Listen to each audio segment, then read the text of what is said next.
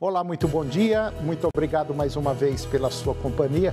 Está começando mais uma edição do programa Agronegócio e eu desejo você um dia muito abençoado. No programa de hoje nós vamos falar do mercado de exportação de frango. Vamos falar do agronegócio que está na pauta da maioria dos governadores eleitos no Brasil. Vamos falar do planeta que a cada dia que passa está ficando mais quente. Você vai acompanhar o recado do secretário da ONU, mostrando que o caminho que o mundo está indo. E vamos falar sobre o mercado de grãos. O programa Agronegócio já está no ar.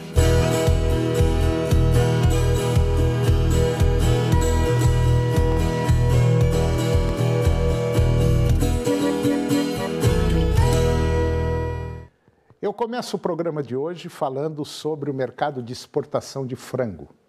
Ao considerar todos os produtos entre in natura e processados, a receita das exportações de carne de frango totalizou 822 milhões de dólares no mês de outubro, como mostra o levantamento que foi realizado pela Associação Brasileira de Proteína Animal, a BPA.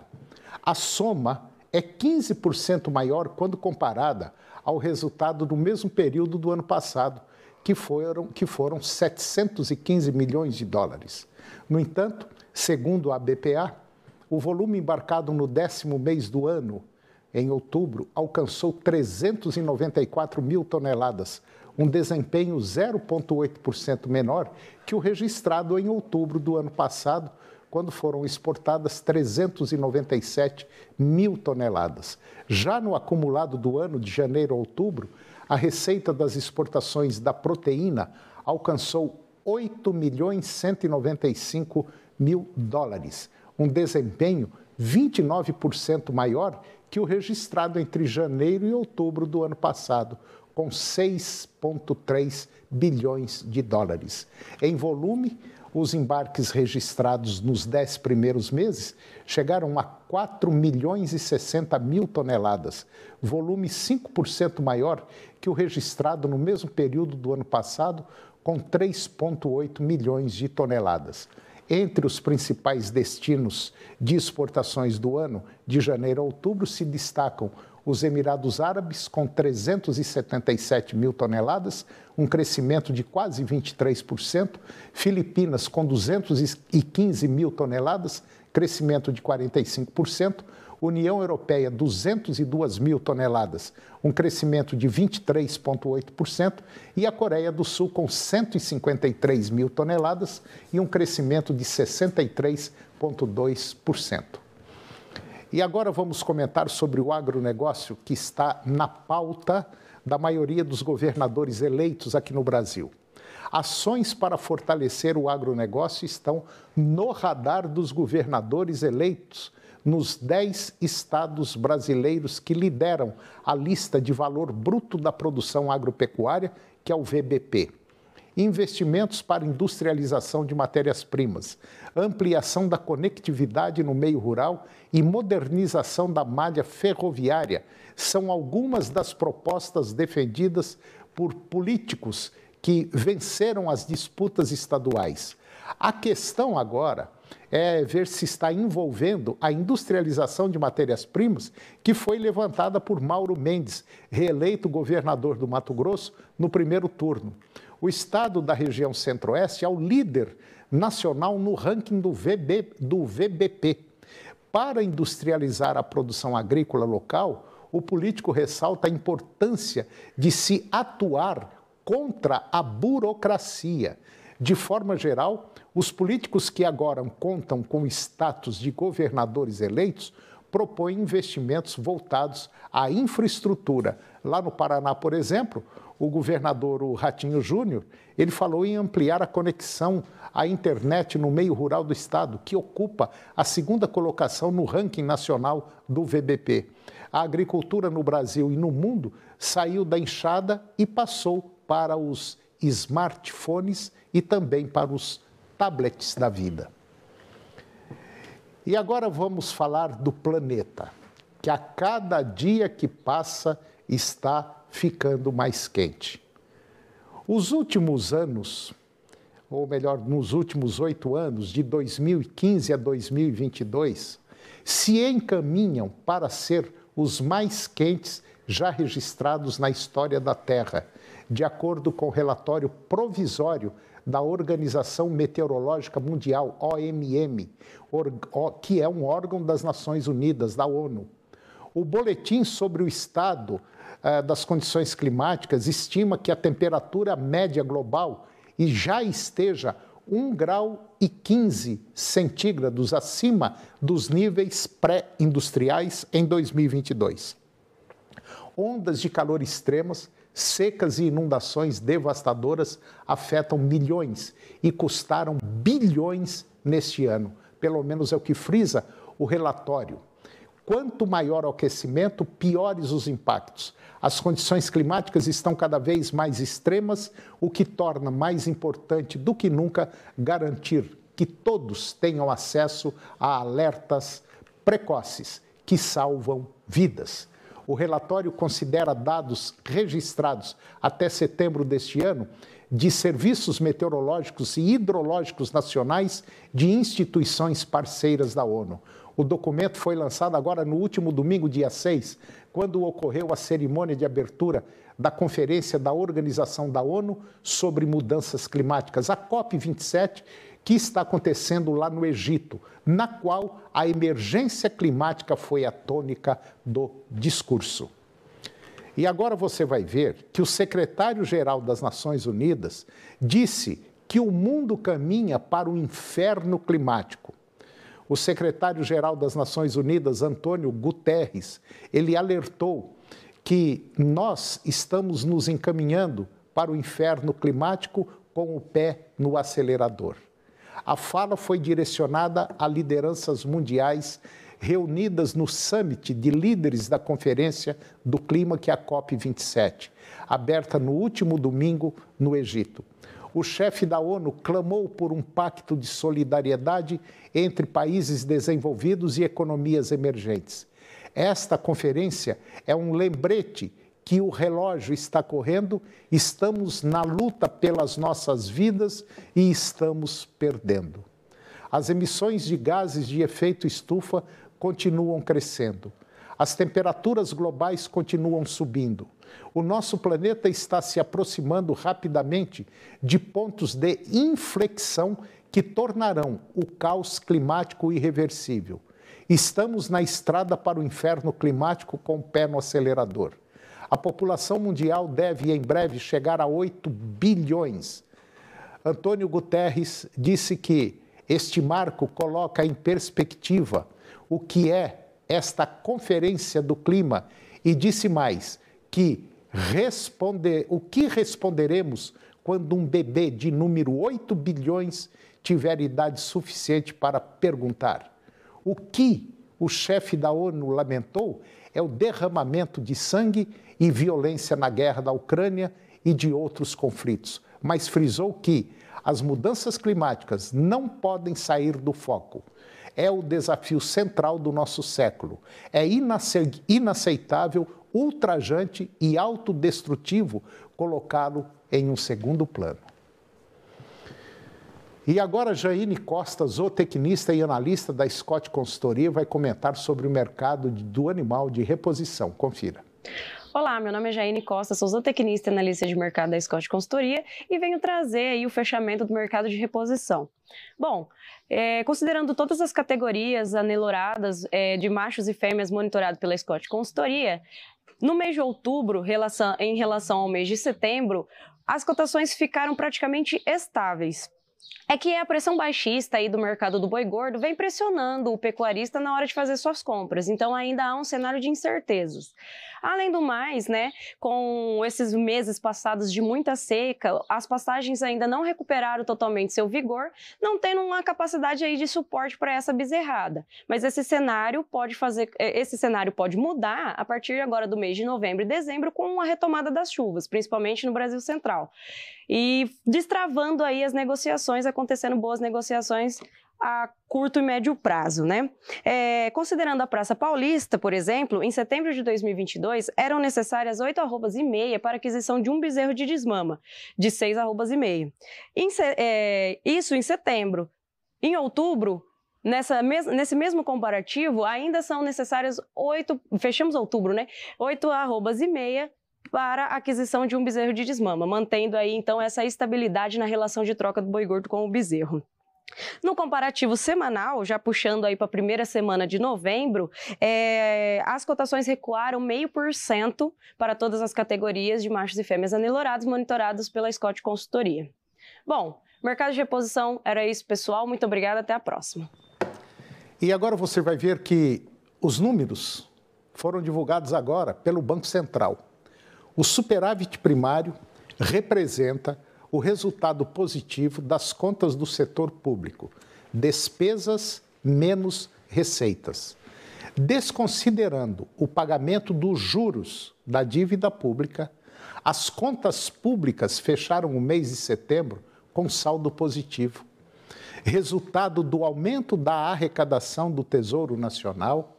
O setor público consolidado, formado por União, estados e municípios e empresas estatais, registrou superávit primário de 10,7 bilhões no mês passado, ante um superávit primário de 12,9 bilhões em setembro de 2021.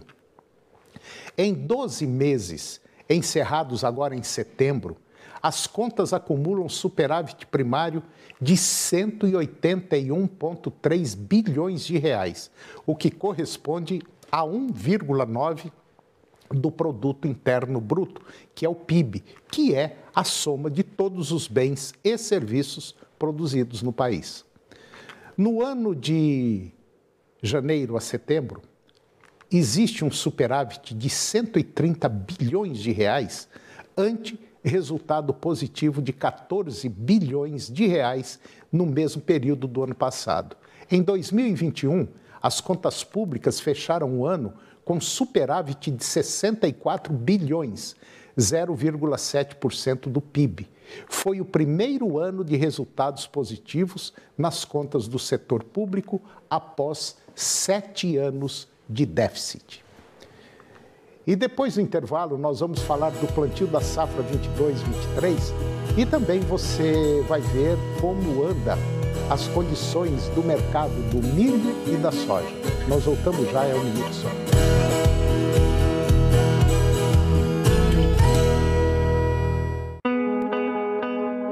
No Brasil, um homem morre a cada 38 minutos devido ao câncer de próstata. Na maioria dos casos, os sintomas só aparecem quando o tumor já está em fase avançada. Por isso, se você tem 45 anos e possui fatores de risco ou tem mais de 50 anos, procure um médico urologista. E lembre-se, cuidar da saúde diariamente também é uma forma de prevenção. É a TV Serra Dourada na campanha Novembro Azul. Oferecimento Unimed Goiânia. Cuidar de você. Esse é o plano.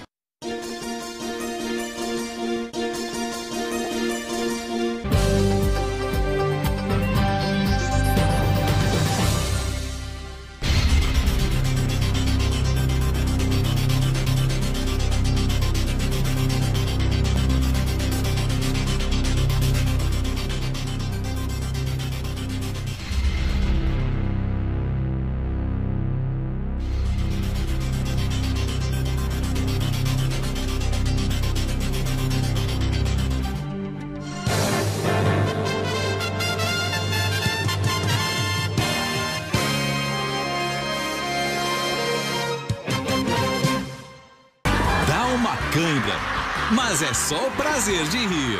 Nesta quinta, 11h15 da noite, a praça é nossa. Oportunidade para você que está insatisfeito com seu sorriso e com seu envelhecimento facial. CIOG Pós-Graduação em Odontologia seleciona pacientes para os seguintes tratamentos: clínica geral, implantes dentários e harmonização facial. Interessados, WhatsApp 62 99621 83.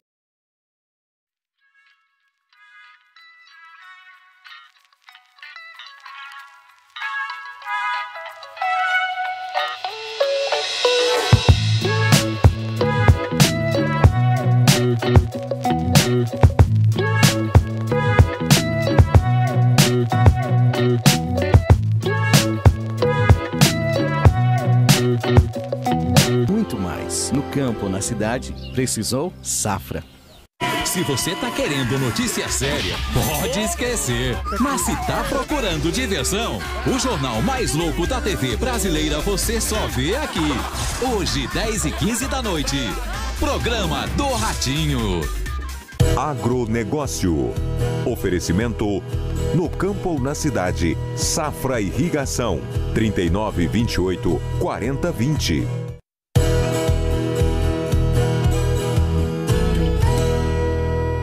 Eu estou de volta ao programa e agora nós vamos falar do plantio da safra 22-23. As chuvas reduziram de intensidade e o plantio da soja está praticamente, vamos dizer assim, normalizado e dentro do planejamento dos produtores, o que renova a expectativa de que a safra da oleaginosa alcance por volta aí de 21,5 milhões de toneladas.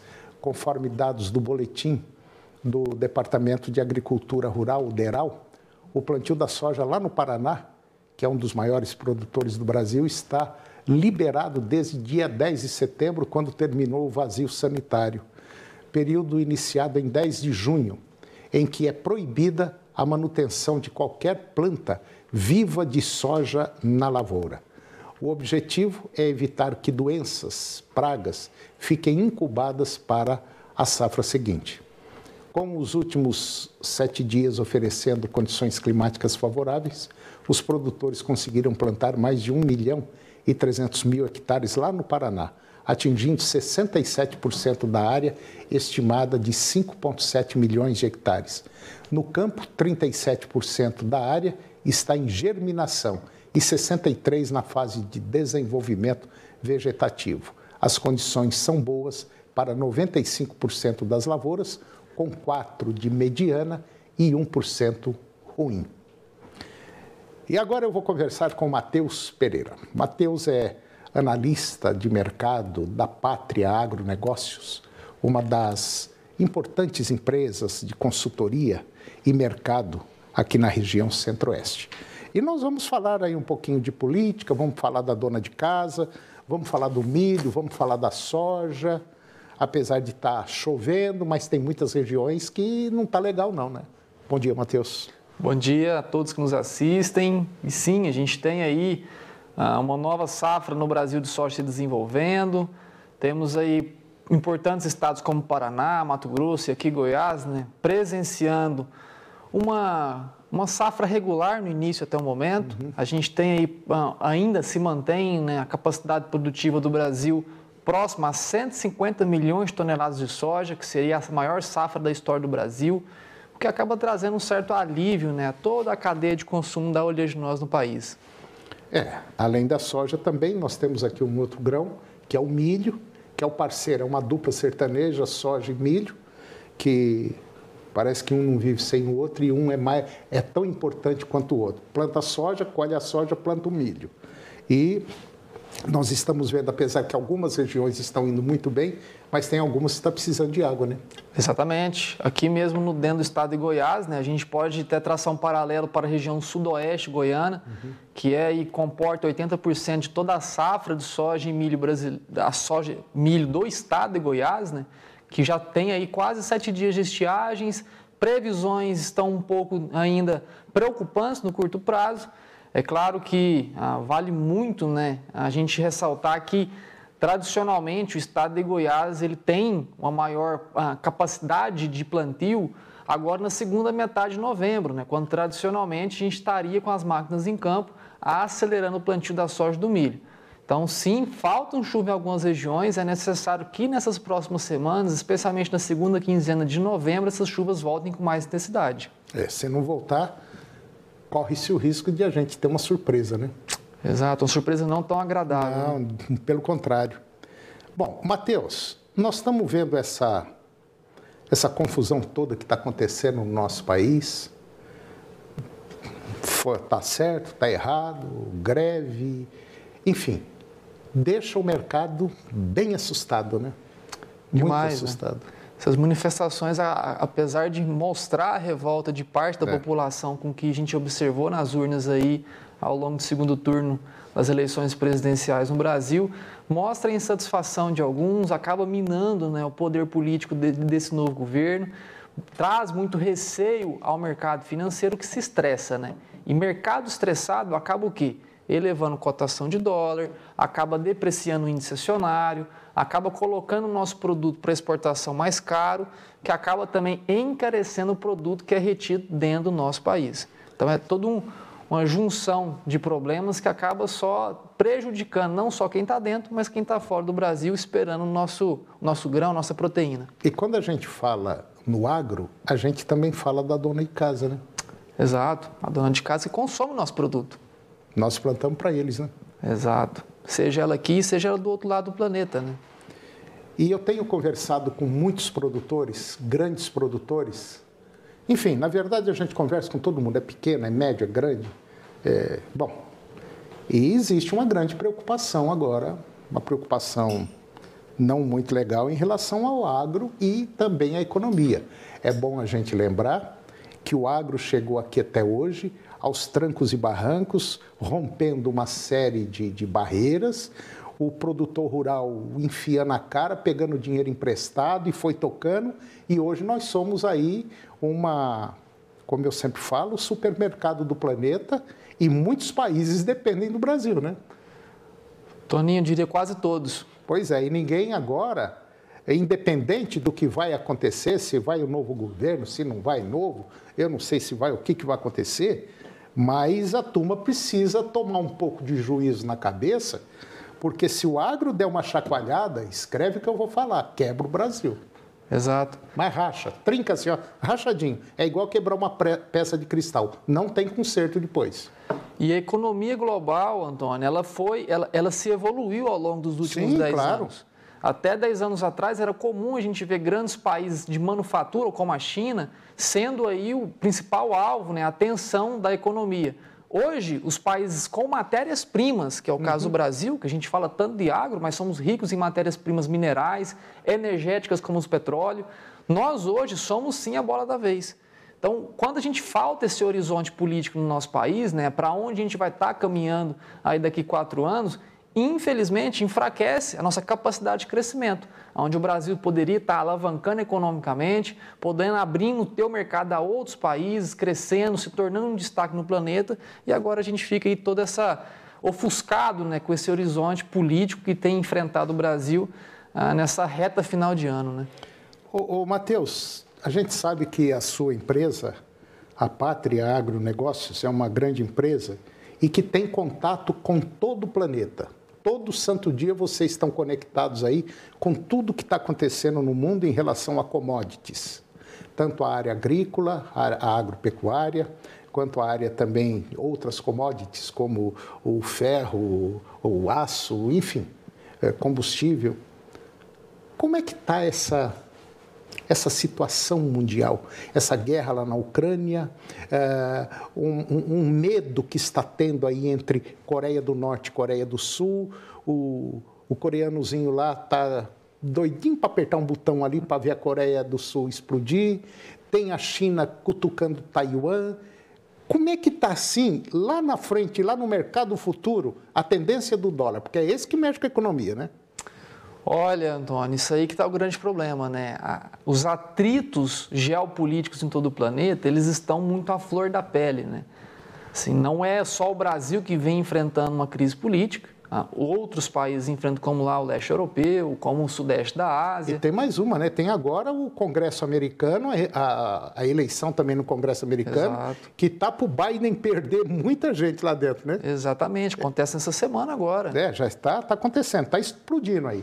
E realmente, quando a gente trata de Brasil, né, e toda a retórica construída sobre essa política, a gente tem mais um complicador. O Brasil, que poderia ser um destaque, né, talvez poderia ser um porto seguro para toda essa ansiedade, sim, todo esse desânimo que acontece fora do país. É justamente o contrário. Ao contrário. Agora a gente vive, na verdade, é só uma confirmação do desânimo que lá fora está muito evidente. Então, o Brasil, em vez da gente estar caminhando em trazer projeção de crescimento, a gente hoje está estagnado, infelizmente, por problema político. Voltando ao agro, produção de alimentos, o que você acha daqui até lá para janeiro, fevereiro? tem aí uma ideia já formada do que poderá acontecer com essas commodities? A gente vai começar a ter soja lá para março, né?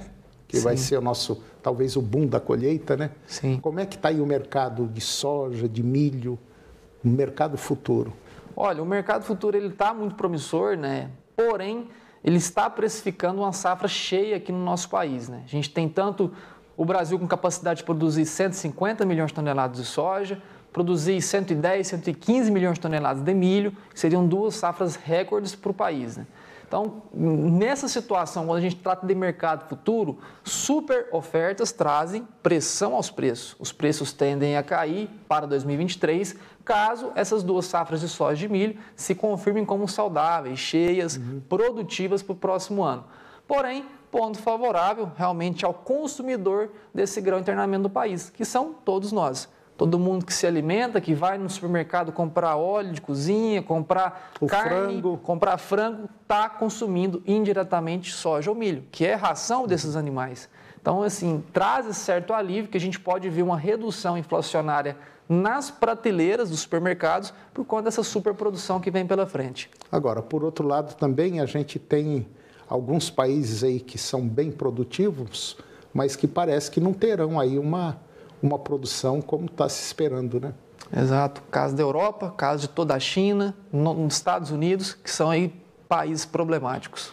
Olha, você que está nos acompanhando, o Brasil está numa encruzilhada muito séria, está numa situação muito delicada, sendo que se nós tivéssemos bom senso, quando eu falo nós, eu estou falando nós, é nós mesmo, brasileiro, governos, governadores, prefeitos, deputados estaduais, federais, nós poderíamos estar numa situação agora privilegiadíssima. Mas, no entanto, nós estamos vendo, como diz lá na roça, o linguajar, a corda vai ruir e a vaca vai para o brejo, do jeito que está indo, não vai? Infelizmente, Antônio, infelizmente a gente poderia estar saindo desse brejo com força, né? Com força total. E arrastando os nossos vizinhos. Arrastando os nossos vizinhos e com aquele velho jargão do rapaz da Band, né? Que ele faz transmissão de Fórmula 1, igual um foguete, não dá marcha ré, foguete só vai para cima. Era o que poderia estar acontecendo com o Brasil se nós tivéssemos assim um pouco de juízo na cabeça para tocar esse país como tem que ser tocado. E não se esqueça de uma coisa, o agro é a mola mestra desse país. Se ela trincar, se ela sair do lugar, tchau e benção. Exatamente. Não tem saída, né? Que as pessoas se conscientizem sobre isso e que apoiem realmente o nosso setor e não façam um papel do vilão aquele que é realmente o bom moço na história. É verdade. Matheus, excelente conversa nossa, muito obrigado, mas muito obrigado mesmo e até a próxima. Até a próxima, amigo. E o programa de hoje chegou ao fim e eu termino com a seguinte frase: cada um, afinal, projeta no mistério divino as qualidades imanentes à sua própria alma. Um grande abraço, muito obrigado pela sua companhia, que Deus nos abençoe e até o próximo programa.